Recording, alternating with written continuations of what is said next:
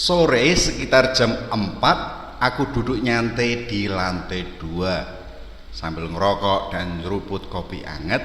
Ku nikmati Jumat sore 14 Januari 2022. Tak berselang tampak jemuran di depanku bergoyang. Kupikir diriku mau pingsan karena sudah seminggu kepalaku terasa berat. Dengan berpegang pada sandaran kursi, kuperhatikan goyangan jemuran itu agak lama, terasa seperti setengah menitan. Aku tersadar terjadi gempa. Ketakutan menyeruak karena aku berada di lantai 2. Aku berpegang pada sandaran kursi. Tak berlangsung lama memang, goyangan jemuran terhenti. Setelah yakin betul sudah tidak terasa goyangan, aku bergegas memanggil tukang yang sedang bekerja di lantai 2 rumah tetangga. Kupanggil-panggil bapak tersebut tidak ada reaksi. Kutatap ke bawah, tampak seorang ibu. Kepadanya aku bertanya, dan memang dia merasakan ada goyangan, sangat terasa katanya. Tak berlangsung lama aku sambar smartphone. Ku kabari kakakku yang masih di Cibinong. Katanya terasa sekali di sana. Tak berlangsung lama aku terima kabar dari grup lingkungan Benediktus bahwa telah terjadi gempa di sebelah selatan provinsi Banten. Memang tadi itu telah terjadi gempa. Badan Meteorologi, Klimatologi, dan Geofisika mencatat gempa magnitudo 6,7 di wilayah Pandeglang Jumat 14 Januari, terasa hingga ke banyak daerah. Gempa terjadi pukul 16.05 waktu Indonesia Barat. BMKG mencatat guncangan gempa terkuat dirasakan di daerah Cikesik dan Panimbang.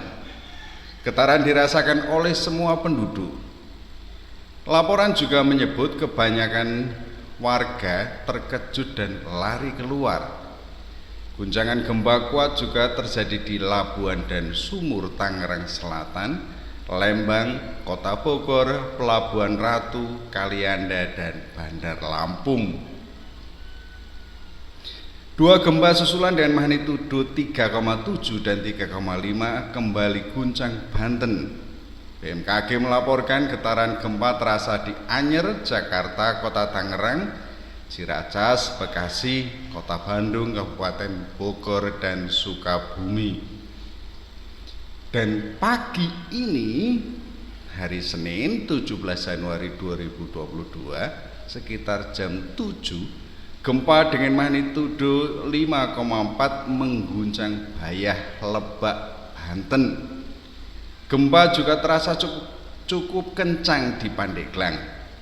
Warga yang terdampak gempa hari Jumat 14 Januari kemarin masih merasa trauma, khususnya warga wilayah Sumur, Pandeglang.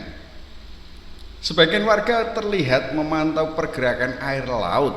Mereka khawatir ada tsunami atau kenaikan air laut akibat gempa.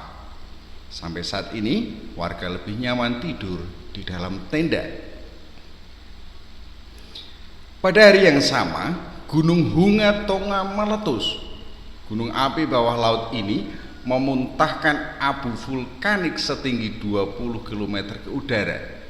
Letusan kedua terjadi pada Sabtu 15 Januari pukul 17.26 waktu setempat. Letusan kali ini memicu tsunami Tonga dan berdampak pada sejumlah wilayah lainnya.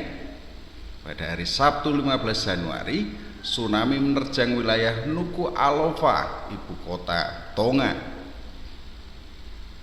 Sejumlah negara dilaporkan terkena dampak letusan gunung api bawah laut di Tonga itu. Berikut diantaranya: Amerika Serikat. Menurut kantor layanan cuaca nasional di San Diego, letusan gunung berapi di Tonga mengirim gelombang setinggi 0,9 hingga 1,2 meter wilayah pesisir barat Amerika Serikat. Gelombang tertinggi yang tercatat berada di Port St. Louis, California 1,3 meter, King Cave, Alaska 1 meter, area Cave California 1 meter, Crescent City, California 1,1 meter, dan Port Reyes, California 0,9 meter. Di Hawaii, pusat peringatan tsunami Pasifik melaporkan adanya gelombang setinggi 0,5 meter menghantam sejumlah wilayah pantai. Negara yang terkena kedua, wilayah Australia yang berlokasi sangat dekat dengan Tonga, mencatat adanya kenaikan gelombang antara 10 sampai 82 cm di sejumlah titik pengamatan di pesisir timur. Badan meteorologi setempat menyebut beberapa wilayah seperti Norfolk Island, Lord Howe Island, New South Wales, Queensland, Victoria, Macquarie Island, dan Tasmania turut terdampak. Negara ketiga adalah Jepang. Badan meteorologi setempat mengeluarkan peringatan tsunami untuk wilayah pesisir negara itu Minggu 16 Januari pagi karena terlihat gelombang setinggi 2,7 meter di prefektur timur laut Iwate dan 1,2 meter di Amami. Badan meteorologi Jepang kemudian mengeluarkan peringatan tsunami untuk pulau Amami Selatan dan rantai pulau Tokara di prefektur Kagoshima, dan peringatan tsunami untuk semua wilayah pesisir yang menghadap Samudra Pasifik. Yang keempat adalah Selandia Baru. Peringatan tsunami juga dikeluarkan untuk wilayah pesisir di pantai utara dan timur Selandia Baru dan Kepulauan Chatham. Badan Manajemen Darurat Nasional memprediksi adanya risiko arus kuat dan gelombang tak terduga di sepanjang pantai.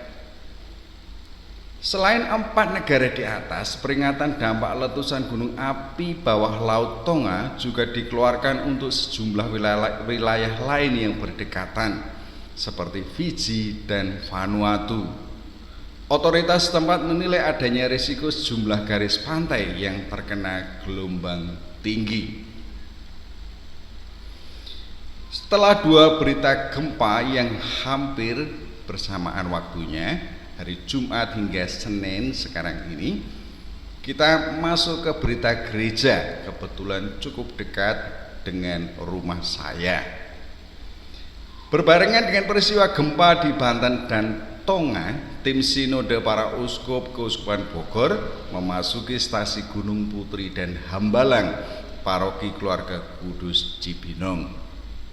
Kegiatannya dibungkus dalam bentuk rekoleksi umat ini mengambil tema kemasyarakatan dan kemanusiaan.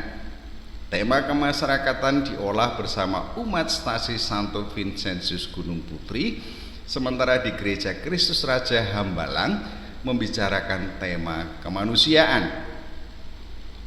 Kegiatan rekoleksi sinode dilaksanakan di stasi Santo Vincentius Gunung Putri pada hari Sabtu 15 Januari 2022 dari pagi hingga sore.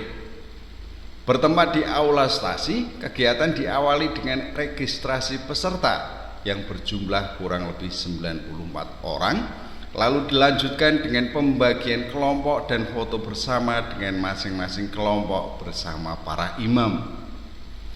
Dalam sambutannya, Romo Alexander Ardiyuga selaku pastor stasi Santo Vincentius Gunung Putri berharap melalui rekoleksi ini kita semua dapat memberi yang terbaik dan gereja kita dapat menjadi berkat bagi sesama.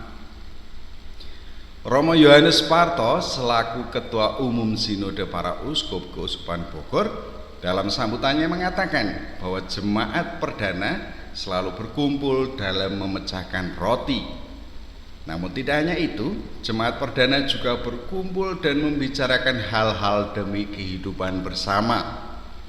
Melalui semangat jemaat perdana, kita semua berkumpul di sini untuk membicarakan hal-hal yang perlu untuk kehidupan gereja dan hal-hal yang perlu demi misi kita bersama. Pada hari Minggu 16 Januari 2022, Sinode para Uskup tingkat parokial kembali berlanjut. Bertempat di stasi Kristus Raja Hambalang, tema refleksi sinode hari ini adalah kemanusiaan dan dihadiri kurang lebih sekitar 57 orang peserta. Bertempat di aula stasi, kegiatan diawali dengan registrasi peserta dan pembagian peserta ke beberapa kelompok. Kegiatan dimulai pada pukul 8 waktu Indonesia Barat yang diawali dengan sambutan yang diberikan oleh Romo Aloysius Triharjono selaku Pastor Stasi Kristus Raja Hambalang dan Ketua SC Sinode, yaitu Bapak Anton Sulis. Pesan yang diberikan adalah peserta diajak untuk membuka ruang hati untuk mendengarkan Roh Kudus dalam membimbing selama proses rekoleksi ini.